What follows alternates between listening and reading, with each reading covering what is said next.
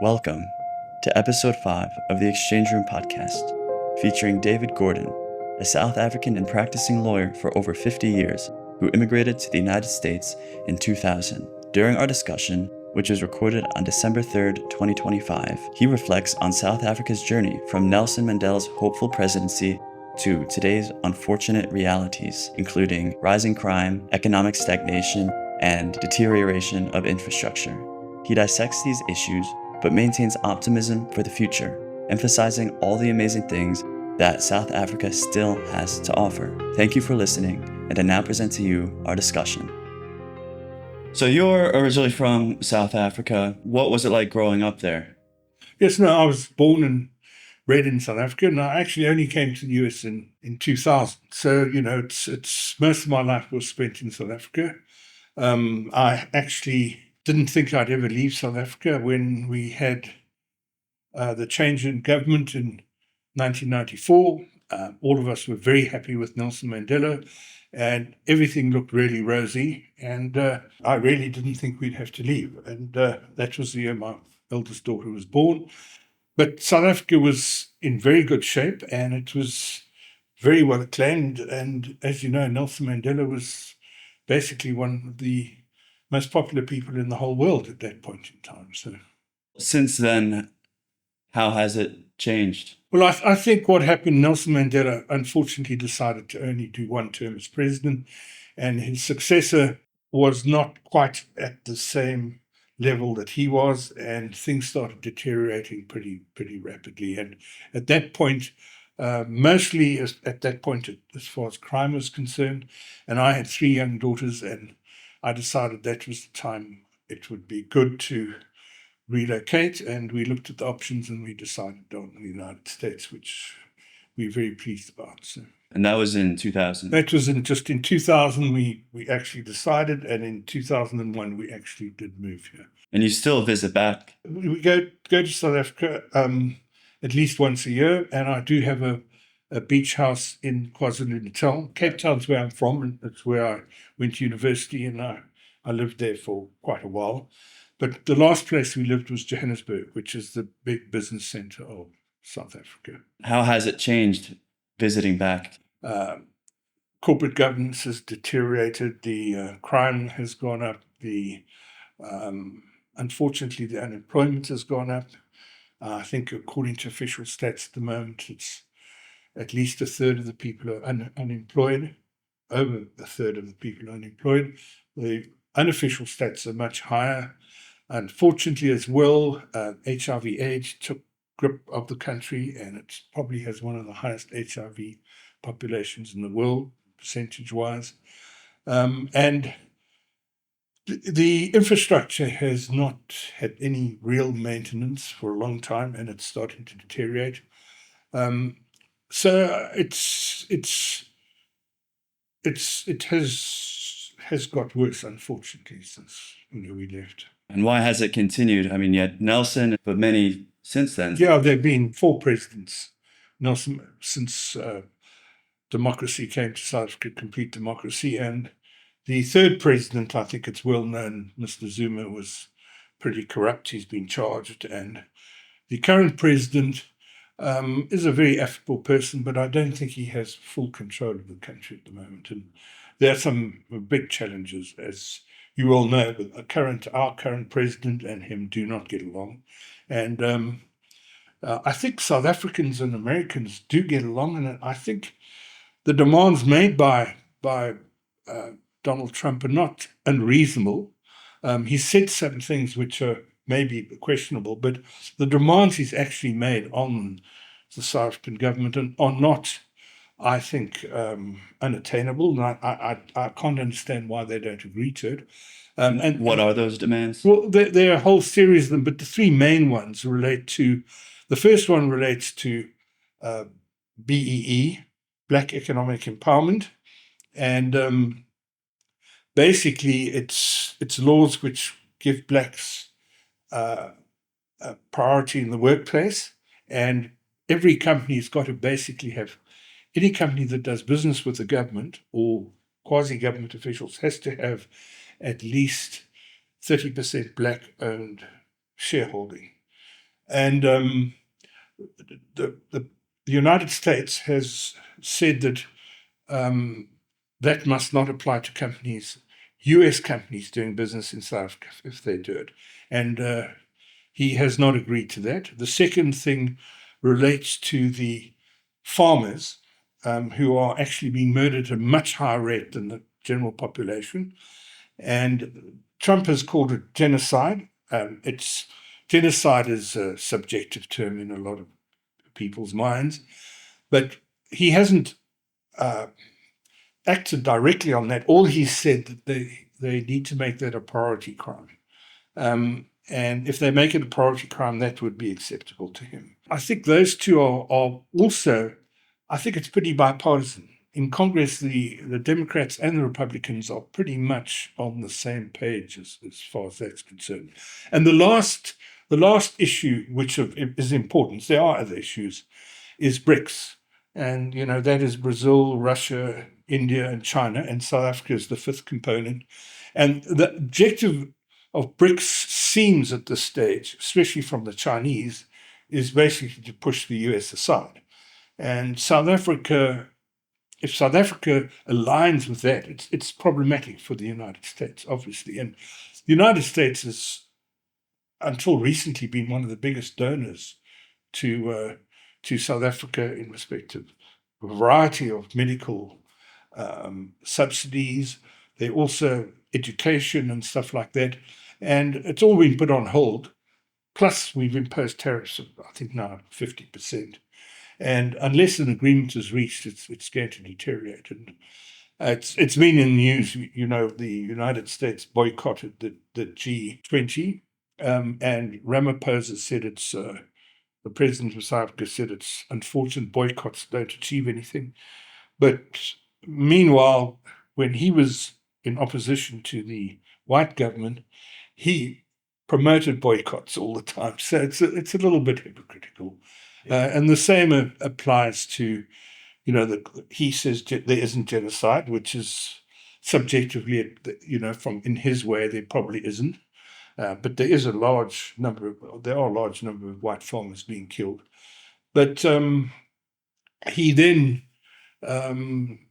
says there's genocide on Israel's part, and he took them to court, actually, so into the International Criminal Court. So it's, there's a lot of hypocrisy from the South African side, in my view. But hopefully it resolves itself. And I think, as I said before, I think the people of South Africa and the people of the United States are pretty well much on the same page. I don't think there's a lot of goodwill between the two countries. And I don't think it's a Trump issue either. I think it's pretty well bipartisanship in Congress as the feelings of South Africa's stance at the present time. I think both parties feel China is a threat to the United States and also Russia to a large extent. So that's where we are. And South Africa itself, the problem is the corruption, the incompetence, and unfortunately, black economic empowerment, which has led to a lot of incompetence. There are people put in positions who can't do it. And you can actually see the deterioration in the infrastructure and which never happened before. South Africa had, very good infrastructure. Right up until 2000, it was still in pretty good condition. So Well, do you think the people of South Africa are more aware of the issue now, and is there more of a force to try to resolve it? Yes, I think there is. The last election, the African National Congress, which is the ruling party, and it still is, had 60% of the vote before the last election, which was held last year. It only got 40% of the vote in the last election, and it's now in a coalition government, or government of national unity, with the Democratic Alliance, which is mostly a white and colored being people of mixed race party. So it has softened the whole ANC government, and I think the population has realized that the African National Congress does not have the acumen to run the country at the moment. So, or at least, 60% of the people voted against it. So, I think there is either the ANC itself will improve itself, or it will be voted out. So What are the positives of South Africa? in South Africa, there's still a huge amount of positives. I think the potential is the biggest one. I think the landscape, the countryside, the game, the beauty. We have one of the best. Uh, I think our wines are probably some of the best in the world. They're very, very reasonable priced. Tourism, the quality of the food. They say Cape Town is the food capital of the world at very affordable prices. Um, South Africa is the Atlantic Ocean meets the Indian Ocean in South Africa. It's like the United States. It has two oceans. And the coastline is spectacular. And then, of course, you've got the safaris. You've got magnificent. The big five are all there. The terrain is incredible. And everybody who goes there has a fantastic time. But the one caveat is that crime is still very high.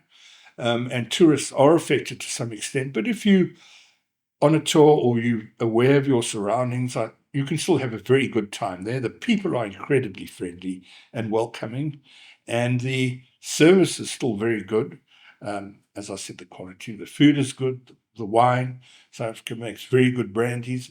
They're even now doing well with whiskey and other types of alcohol, liquor. There are a lot of gin bars in Cape Town. Gin's a big thing in South Africa. And tourists seem to have a really good time. And the only downside is the long trip from the United States, which is a 16-hour flight. But once you've done that, your costs are pretty low, and you're living pretty well 5-star standards. So it is safe for tourists as long as they're smart. Yes, overall, I think it's pretty safe, especially Americans going on tours and stuff like that would be pretty safe. I don't think there's any problem. And of course, it's an English-speaking country, and unlike the United States, which is an American-speaking country, so you'd have to make an adaptation to that. Yeah. But they can understand you, and the English is pretty good. So there are differences, but it's pretty accommodating to people of the United States. And as I said, they're very friendly. They like the average man in the street likes Americans. So I think they'll be very welcoming if you go there. And there's a lot of different languages there too, though, right? Yes, the South African government or the South African Constitution recognizes 11 official languages. But the lingua franca is actually English. So the common language for everybody. It used to be Afrikaans, which is a language very close to Dutch, which South Africa originally was a Dutch colony. But English is the language used by most people. It's probably one of the languages that's least spoken as a home language, but it is the main language of South Africa. Mostly parliament and court proceedings are done in English and then interpreted or translated into the languages that may be necessary. But as I said, they're officially 11 languages in South Africa. It also is unique in the fact it has 3 capital cities. Cape Town is where Parliament meets, the legislative capital. Pretoria is the government, which is close to Johannesburg. It's really one big city, Pretoria, Johannesburg. And then Bloemfontein is where the judicial capital is, where the High Court is, the highest appeal court.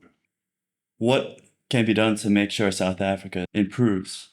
Well, I think what the United States government, and by that I mean both parties, have encouraged South Africa to accept, I think it can be done. Things can be improved. We have seen municipalities, for example, in South Africa, which have deteriorated, and they've been taken over by the Democratic Alliance, which is one of the parties in the government of national unity, and everything has improved. They've spent money on infrastructure, they've had proper governance, and even the president said that the DA-run municipalities are doing better than the ANC ones, and he was criticized for that. But there is hope. It can be fixed. And the South Africans themselves, black, white, colored, Indian, are all very keen it should happen. So I think there is a strong probability it can. But there's got to be a will from the actual ANC.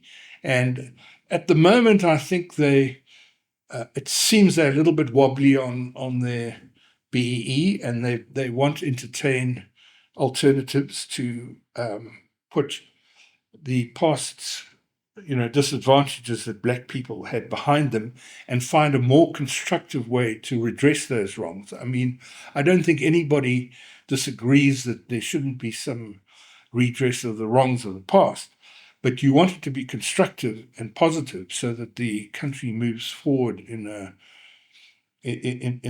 way that's beneficial to everybody in the population. And at the moment, it's only benefited very few black people, the black economic empowerment, and a very small group of people has shares in all the companies. And those companies have not done particularly well compared to what they did in the past. So it has righted some of the wrongs, but it hasn't filtered down to the overall population. And it really needs to do that if South Africa is going to move forward and that the average population does get better off. And as I said, I think the United States, what the three things that I identified as what the administration wants to do, reduce BEE, black economic empowerment, prioritize certain crimes so it's safer, and then they must decide whether they're going to align themselves with the Chinese and the Russians rather than Europe and the United States. And I think overall countries that align themselves with Europe and the United States do much better than countries that align themselves with the other blocs. So, Is there anything else that you think people, foreigners or Americans, should know about how South Africa is, what it's like? I think I pretty well covered everything. South Africa used to be a powerhouse. It used to have a very strong army. And that is not the case anymore. So although, I mean, for example, South Africa is a member of the G20, but it's really only, I think, the 42nd richest nation in the world. It shouldn't be, but it is still the richest nation in Africa, and that's why it's on the G20. And I think it can take a lead for the rest of Africa. The rest of Africa has even more problems, I think, but that's not a topic here. And I think South Africa, if it looks introspectively and decides what needs to be done, it can actually come right. I mean, that's the way I feel.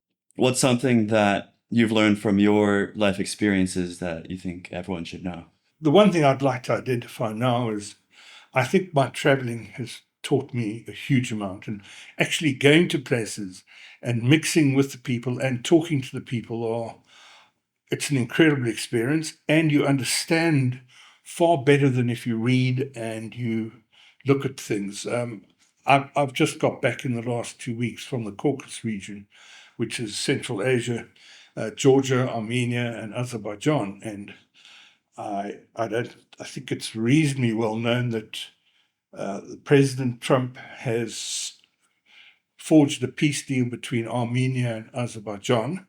It's a very interesting situation there where Azerbaijan has a piece of land inside of Armenia, which actually borders on Iran. And the reason for the peace deal was to try and exclude Iran's influence from the region. And the war's been going on and off for quite a while, and it actually fared out quite badly in 2020. And the Azerbaijan obviously was not happy having its land in two separate pieces, and they, with Armenia separating it. And Trump has settled that, and people seem to be pretty comfortable with it. There's still a lot of bitterness from the war, but they've now established a corridor, so through Armenia, where Azerbaijanis can go through Armenia without going through passport control in Armenia to get to the other part of their country, and they've called that the Trump corridor. And it's the people there are very grateful to the United States for all this. And Georgians are also pleased because they're the neighbors of the two countries, and they wanted it to be peaceful. And Georgia and Azerbaijan have not had a war, but they've been They haven't been getting along well, and that has also been sorted out now, and they've got bilateral agreements, and I think the whole region has calmed down quite a bit.